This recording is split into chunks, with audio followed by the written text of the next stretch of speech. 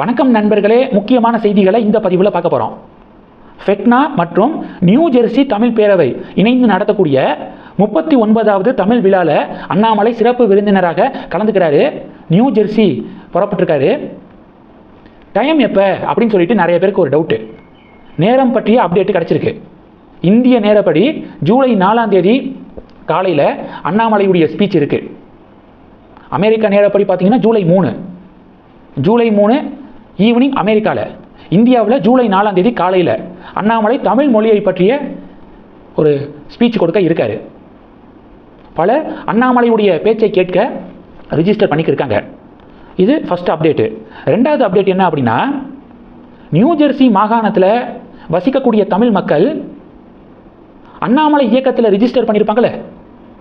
உலகம் முழுவதும் இருக்கக்கூடிய தமிழ் மக்கள் அண்ணாமலை இயக்கத்தில் சேர்ந்துக்கு இருக்காங்க.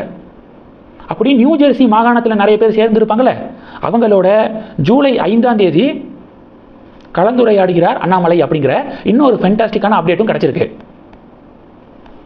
We the leaders volunteers, New ஜெர்சியில் இருக்கக்கூடிய வாலண்டியர்ஸோட அண்ணாமலை உரையாட இருக்காராம். இது 2. மூணாவது என்ன பார்க்க போகிறோம்? மூணாவது, சிஎம் விஜய் பிரைம் மினிஸ்டர் மோடிக்கு கடிதம் எழுதியிருக்காரு. விக்சித் பாரத் ராம்ஜி திட்டம் இருக்குல்ல, அது நேற்றுலேருந்து தமிழகத்தில் அமலுக்கு வந்திருக்கு. 100 நாள் வேலை திட்டம் கிடையாது, இனி 125 நாள் வேலை திட்டம். முன்னாடி முழுக்க மத்திய அரசாங்கம் தான் நிதி கான்ட்ரிபியூட் பண்ணாங்க. ஆனால் இப்போது மத்திய அரசாங்கம் 60%, மாநில அரசாங்கம் 40% அப்படின்னு சட்ட திருத்தம் பண்ணியிருக்காங்க. இப்போது சிஎம் விஜய் 60-40 அப்படிங்கிறது வேண்டாம், 75-25 அப்படின்னு ஃபிக்ஸ் பண்ணுங்க. மத்திய அரசாங்கம் 75% நிதியை கொடுங்க, மாநில அரசாங்கம் நாங்கள் 25% நிதியை கொடுக்குறோம், அப்படி ஒரு திருத்தத்தை கொண்டு வாங்க அப்படின்னு சிஎம் விஜய் கடிதம் எழுதியிருக்காரு. இது 2. மூணாவது என்ன பார்க்க போகிறோம்? செந்தில் பாலாஜி மற்றும் அவருடைய சகோதரர் அசோக் குமாருக்கு காவல்துறை வலைவீச்சு அப்படின்னு பாலிமர் பிரேக்கிங் நியூஸை வெளியிட்டு இருக்காங்க. தாவேகா அரசை கவிழ்க்க சில தாவேகா எம்எல்ஏக்கள்கிட்ட பேரம் பேசப்பட்டிருக்கு அப்படிங்கிற குற்றச்சாட்டு.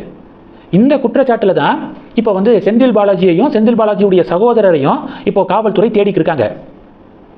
ஐபிடிஎஸ் அப்படின்னு சொல்லிட்டு கருத்து கணிப்பு எடுப்பார்ல திருநாவுக்கரசு, அவரை நேற்று காவல்துறை கைது பண்ணிட்டாங்க. அவர் மட்டும் கிடையாது, மொத்தம் அவரோட சேர்த்து 6 பேர் கைது செய்யப்பட்டிருக்காங்க. அதில் செந்தில் பாலாஜியுடைய ஆதரவாளர்கள் நிறைய பேரும் இருக்காங்க.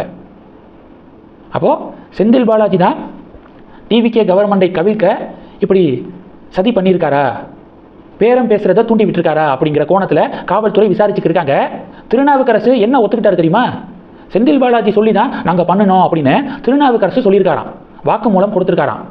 அதன் அடிப்படையில் இப்போது சென்னை காவல்துறை செந்தில் பாலாஜியையும் செந்தில் பாலாஜியுடைய சகோதரரையும் இப்போ தேடிக்கு இருக்காங்க. எந்த நேரம் வேண்டுமானாலும் அண்ணனும் தம்பியும் கைது செய்யப்படுவதற்கு வாய்ப்புகள் இருக்குது அப்படின்னு பாலிமர் ரிப்போர்ட்டில் சொல்லியிருக்காங்க. இப்போது கம்யூனிஸ்ட் பார்ட்டியுடைய சண்முகம் என்ன தெரியுமா சொல்லியிருக்காரு? சமீபத்தில் திமுக தலைவர் ஸ்டாலின் அவர்கள் எப்போ வேண்டுமானாலும் தேர்தல் வரலாம், 3 மாதத்துல கூட வரலாம், எப்போ வந்தாலும் அதை எதிர்கொள்ள நம்ம தயாராக இருக்கணும் அப்படின்னு ஸ்டாலின் பேசியிருந்தார். அதை சுட்டிக்காட்டி கம்யூனிஸ்டுடைய தலைவர் சண்முகம் என்ன சொல்லியிருக்காரு? விரைவில் ஆட்சி மாறும், தேர்தல் வரும் அப்படின்னு ஸ்டாலின் சொன்னார்ல, இதெல்லாம் மைண்டில் வச்சு தான் சொன்னாரா அப்படின்னு கம்யூனிஸ்ட் பார்ட்டியுடைய ஹெட்டு விமர்சனம் பண்ணியிருக்காரு.